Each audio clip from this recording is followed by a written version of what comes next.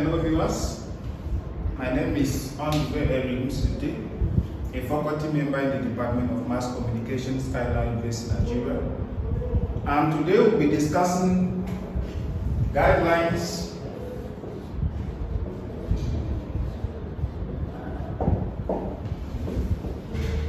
for citations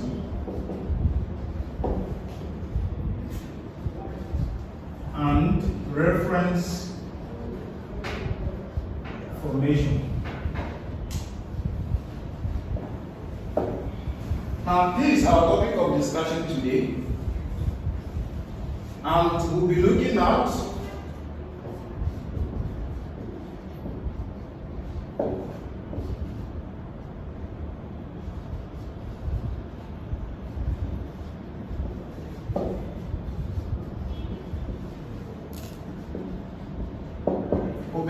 the American Psychological Association. This is APA,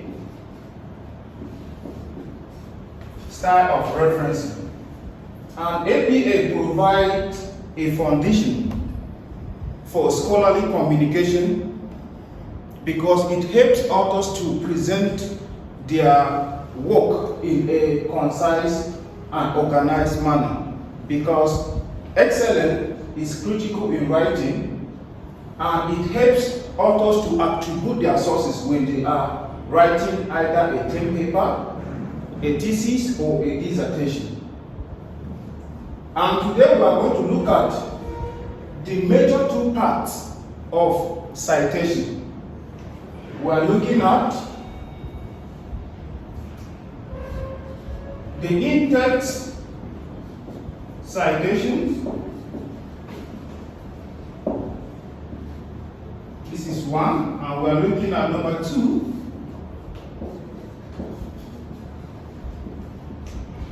the reference list. So basically, these are the two parts of citation: the in-text citation and reference list. So, if you are writing a paper, the in-text citation, these are citations that you cite within the context of your paper. They appears in the main work, while the reference list is those references that appears at the end of the paper on a separate page. So in the in-text citation, we have two types or typologies of citation. We have narrative citations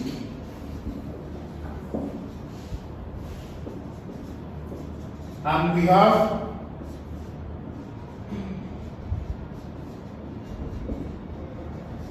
parenthetical citations.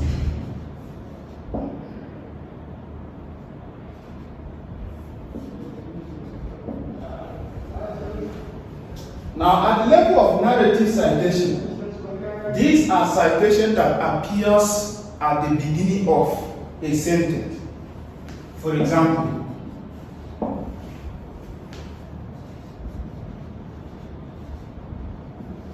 according to Part A,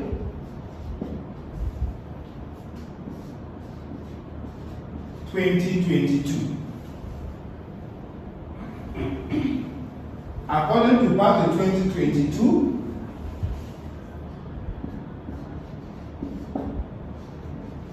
conflict is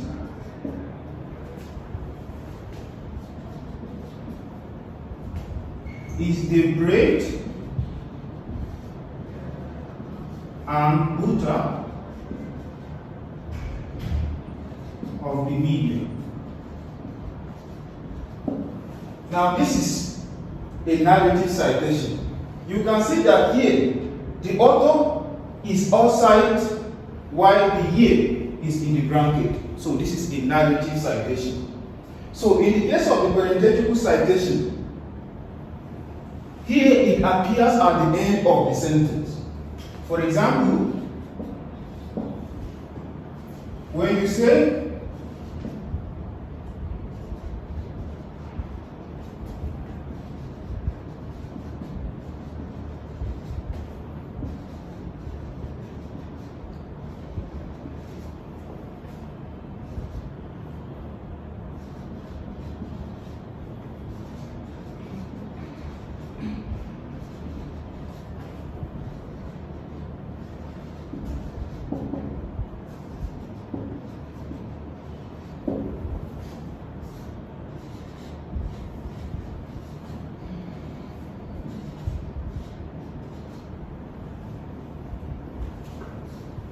Now, when you say a woman must have money and a room before she can write fiction, this is a parenthetical citation. So, the citation appears at the end of the sentence. And here, both the author and the year are in bracket, separated with a comma. So, if it is a direct quotation with quotation mark, then it will have a page number. Then it becomes 2019, then page 6, for example.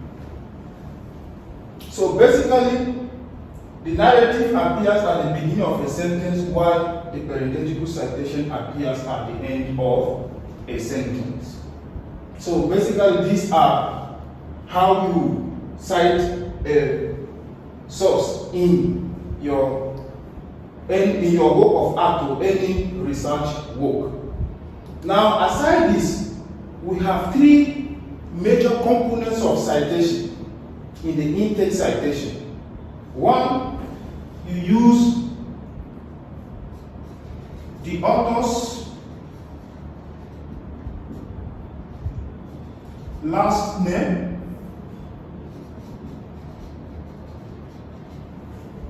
and then two,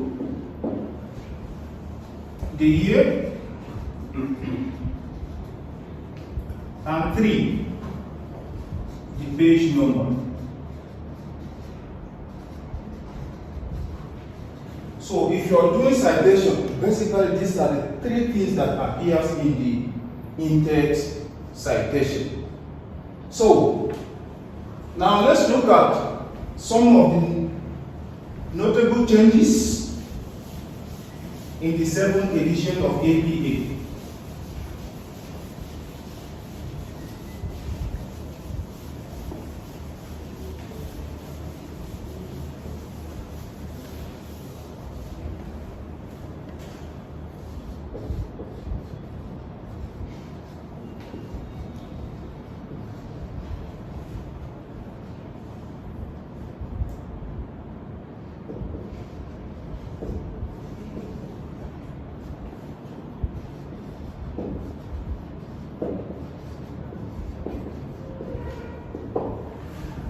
Now, we are looking at some of the changes in the 7th edition of APA. Now, number one,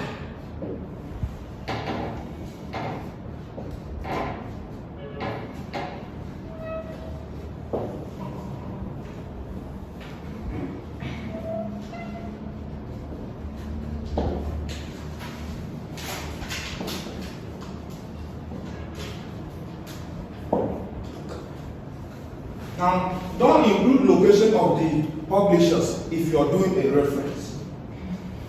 For example,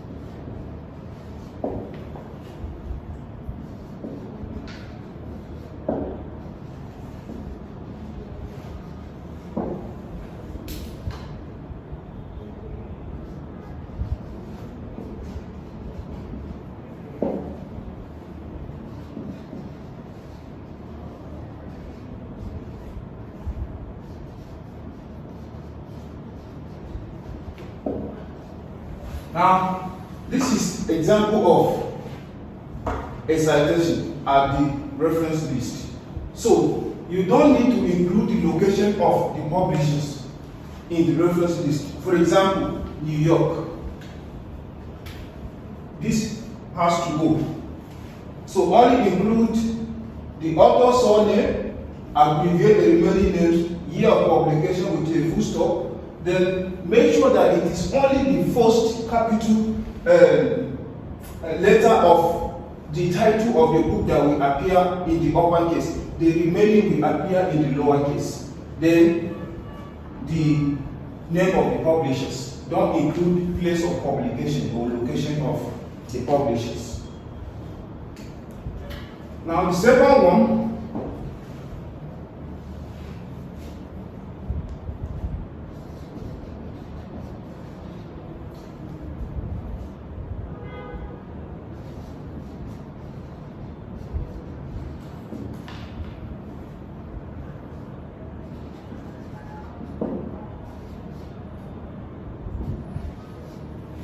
now, in the first citation, if the authors are from two and above, then you use iter. Iter means with others. For example,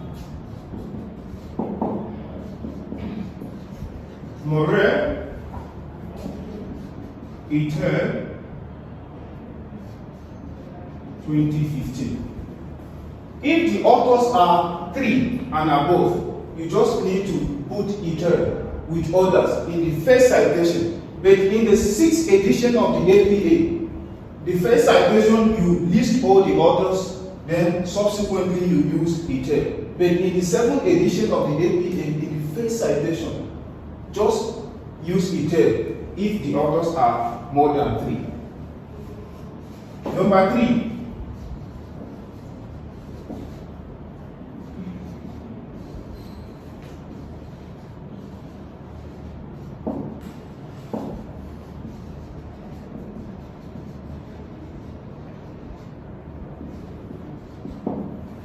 Include up to 20 authors in the reference list. If the authors are up to 20, make sure that let them appear in the reference list. There is no room for iter at the reference list because all the authors must appear in the book because all of them contributed in writing that particular paper you are citing. So if you cite Morel iter in the in-text citation, and the reference list, it is expected that we should see all the names of the authors who contributed in writing the paper. Number 4.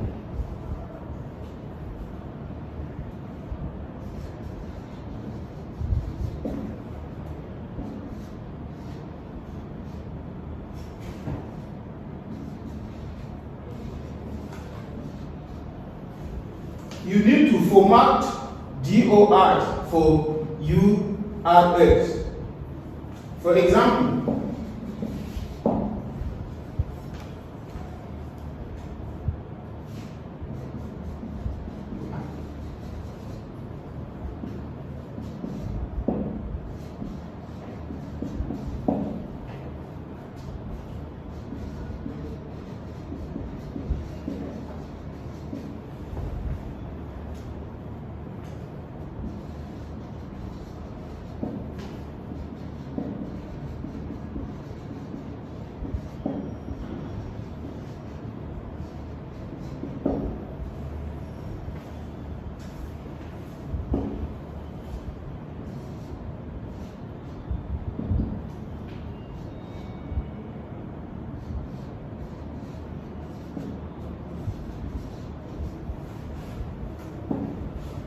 now you need to format this. So this will automatically go and then you cite like this.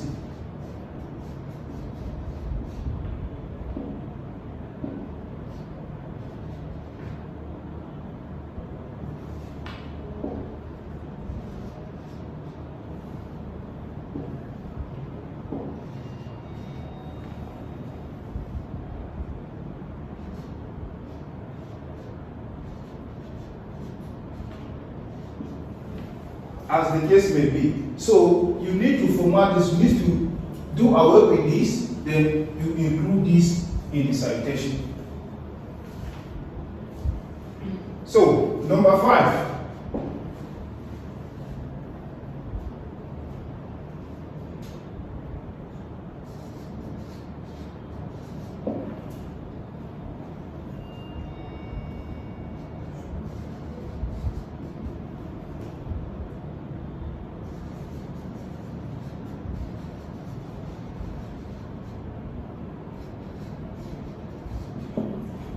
Avoid this normal and at the reference list. You can use ampersand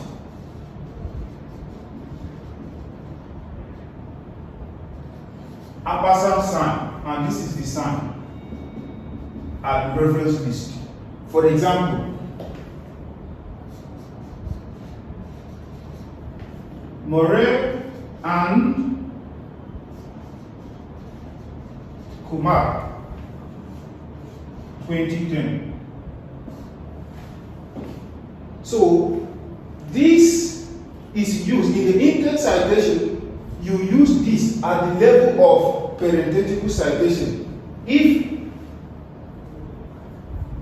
these two authors are going to appear at the end of a sentence, you use this normal and in the intake citation.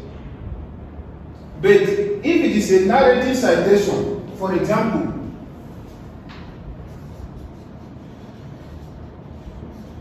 according to Pate and Rufi 2011, so here you are using in a narrative. If the authors are coming at the beginning of a sentence, this is the and you are using. But if it is a parenthetical at the end of the sentence, you use the ampersand sign, and then both the authors and the year will appear in the bracket.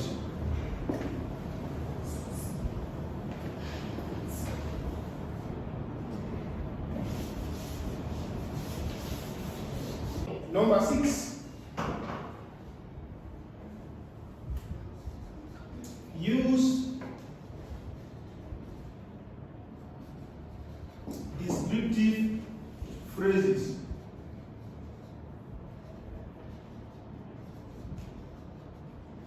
instead of labels.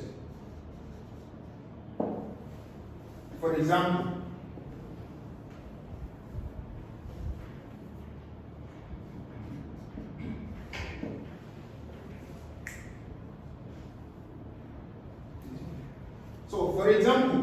you have to use descriptive phrases instead of you are using a label. For example, the ball. Now this is adjective as noun. So you need to use descriptive phrases like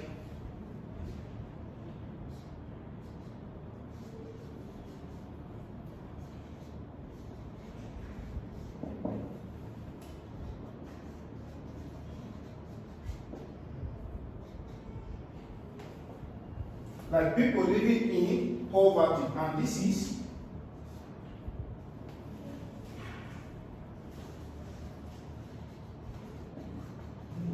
descriptive phrase.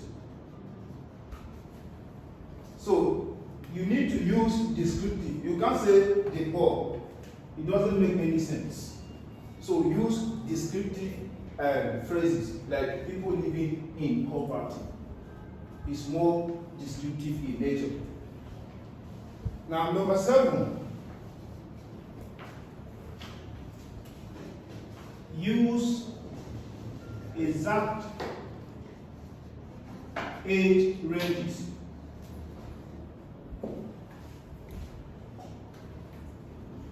So you need to use exact age ranges. For example,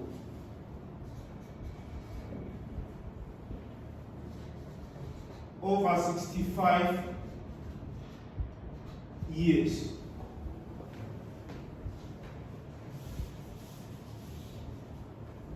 Over 65 years. This is broad category.